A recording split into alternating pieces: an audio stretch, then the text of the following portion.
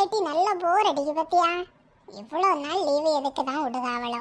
எல்லாரும் அவங்க தாத்தா வீட்டுக்கு பாட்டி வீட்டுக்குன்னு போவாங்க. நம்மளும் அப்படி போனால் கூட நமக்கு ஜாலியாக தான் இருக்கும். வீட்டில் இருக்கிறதுக்கு அப்போ.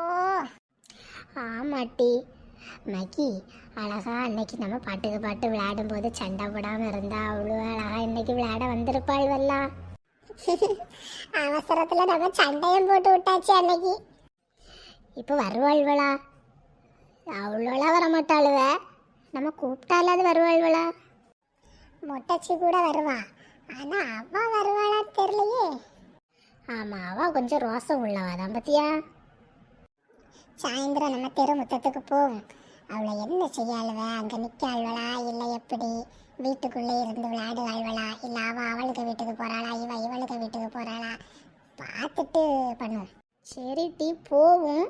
ஆனால் அதான் மொட்டச்சி வருவா, இந்த ஜெசிகா பிள்ளை தான் வருவாளான்னு எனக்கு தெரியல. ஆமாம், மொட்டச்சின்னு சொல்லு. அதுக்கு தானே சண்டை போட்டா மொட்டச்சின்னு சொல்லாதன்னு. டேட்டி அவளுக்கு பியாரே எனக்கு மறந்து போச்சு டீ, நம்ம மொட்டச்சின்னு கூப்பிட்டதுனால. ஆமாட்டி சாமி, நம்ம மொட்டச்சின்னு கூப்பிட்டதுனால அவளுக்கு பியாரு பிந்துங்கிறதே நமக்கு மறந்து போச்சு. அவளுக்கு மொட்டை அடிச்ச பிறகு நல்ல முடி பத்தியா. ஆமாம், அவளுக்கு அதை மொட்டை அடிச்ச பிறகு தானே உனக்கு மொட்டை அடிக்காமலே நல்லா தானே வளர்ந்துட்டு இருக்கு. உடனே சைக்கிள் கேப்பில் ஏன் முடிய கண்ணு போடாத.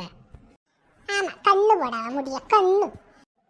அப்புறம் முடி நிறைய இருக்குன்னு சொன்னால் அதுக்கு பேர் என்னது? இந்த அளவு கட்டுற வேலையெல்லாம் என்கிட்ட வச்சுக்கிடாதானே. அப்படிதான் பண்ணுவேன். அம்மா லேட்டி அங்கே என்ன சண்டையா போட்டுட்டு இருக்கிறிய? பாசமாக இருந்தால் ஒரேடியாக கொஞ்சணும் இல்லையா?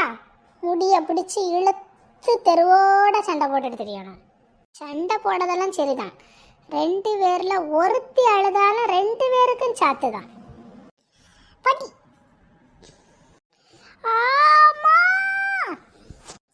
விளக்கமாறு வேணுமா?